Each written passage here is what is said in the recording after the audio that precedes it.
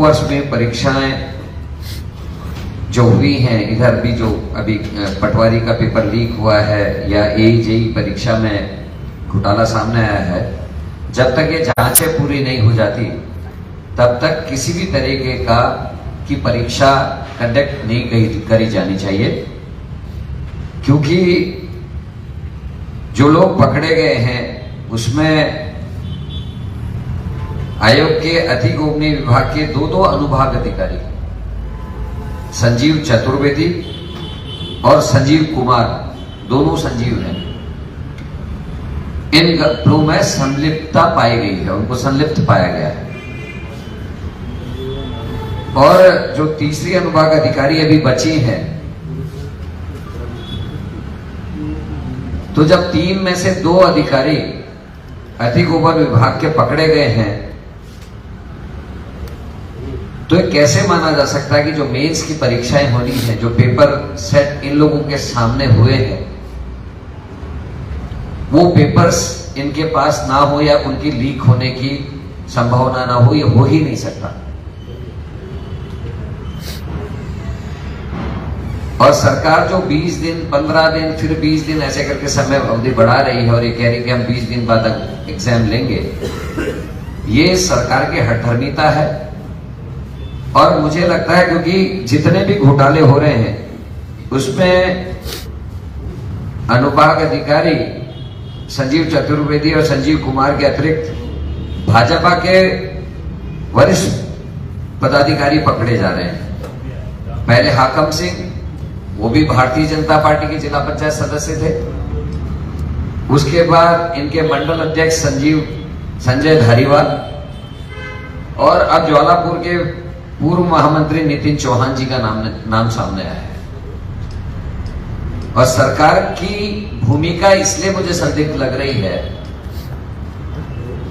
कि चतुर्वेदी के पकड़े जाने के बाद और जो मुख्य परीक्षा थी उसके पेपर्स बनते समय जो पद पे था, संजीव कुमार जो पद पे था, उनके संलिप्त होने की सूचना मिलने के बाद भी उन्हीं पेपर्स से ये एग्जाम कराने की जिद कर रहे हैं।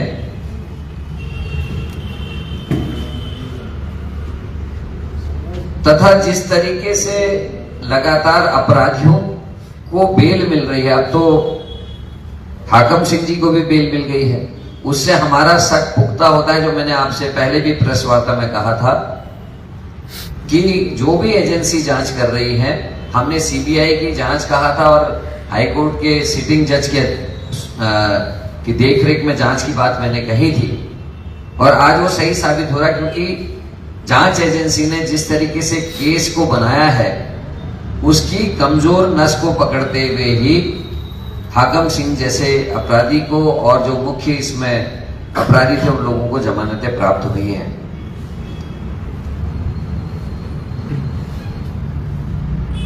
दूसरी तरफ जो मेंस की परीक्षाएं ली जा रही है PCS की, उसमें मेरा यह आरोप है कि जांच और परीक्षा साथ साथ कैसे हो सकती है। अगर परीक्षा कंडक्ट होने के बाद अगर ये पाया जाता है कि जो मेंस का पेपर था वो भी पहले से लोगों के पास था या उसकी भी चोरी हुई है, तो फिर से एग्जाम होने की बात आएगी। तो क्यों नहीं सरकार इस एग्जाम को रोककर जांच पूरी होने तक इंतजार करे और जांच में जो भी पाया जाए उसके बाद एग्जाम की डेट घोषित की जाए और एग्जाम लिए जाए।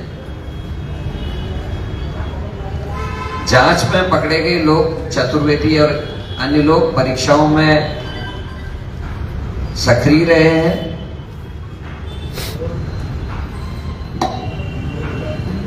मेरा आरोप इसलिए भी है कि आयोग जल्दबाजी में परीक्षा कर कुछ विशेष लोगों को लाभ पहुंचाना चाहता है। इसका उदाहरण देना चाहता हूं। कट ऑफ लिस्ट पहले 94 थी % जिसको 91 कर दिया गया, पहला पॉइंट। दूसरा पॉइंट, महिला आरक्षण लागू हुआ है जिसका जियो हो गया, उसमें भी जो कट ऑफ लिस्ट थी वो 80 थी जिसको 71 कर दिया गया। और तीसरा पॉइंट है कि जो 1 पे 15 गुना का अनुपात होना चाहिए, एक पद के सापेक्ष 15 गुना लोगों को मुख्य परीक्षा के लिए पास किया जाना चाहिए, उससे कहीं अधिक लोगों को इसमें एंट्री दी जा रही है। तो किन लोगों को लाभ पहुंचाने की नीयत से सरकार और लोक सेवा आयोग ने ये कदम उठाया है, ये भी एक जांच का विषय इसमें होना चाहिए।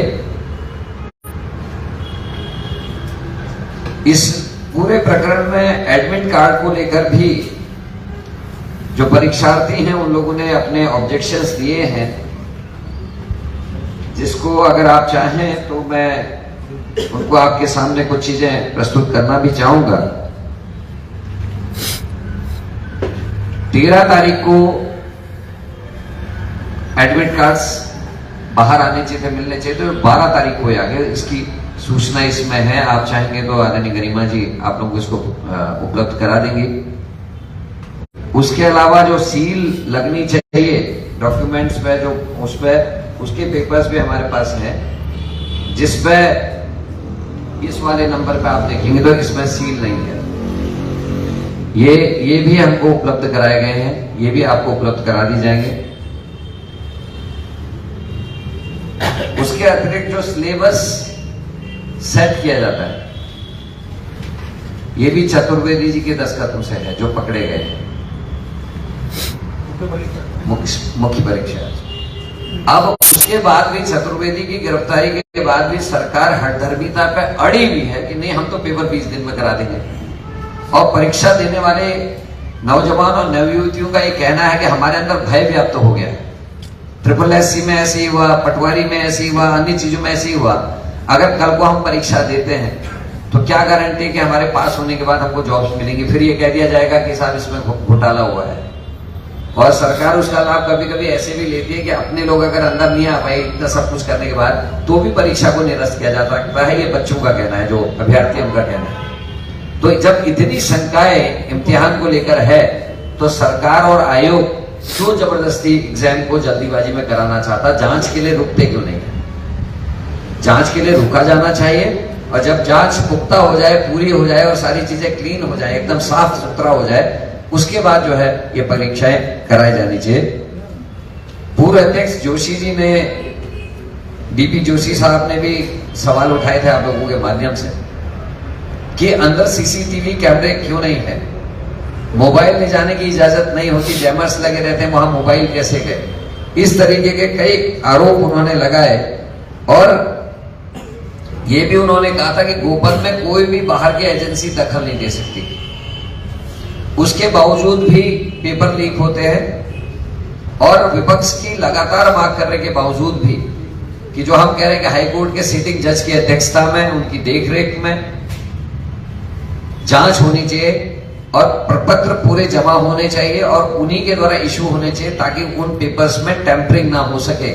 ये हमारी डिमांड थी, लेकिन उसको सरकार मानने के लिए तैयार नहीं है। हमारे सीएम साहब को सबसे हैंडसम सीएम का जो अवार्ड मिला है, मुझे लगता है कि जिस तरीके से खनन चल रहा है, जिस तरीके से भर्ती घोटाले सामने आ रहे हैं, जिस तरीके से हाकम सिंह जैसे लोगों को जमानतें मिल रही हैं, निश्चित ही वो बहुत हैंडसम है। और हैंडसम अमाउंट में जो है प्रदेश में भ्रष्टाचार चल रहा है।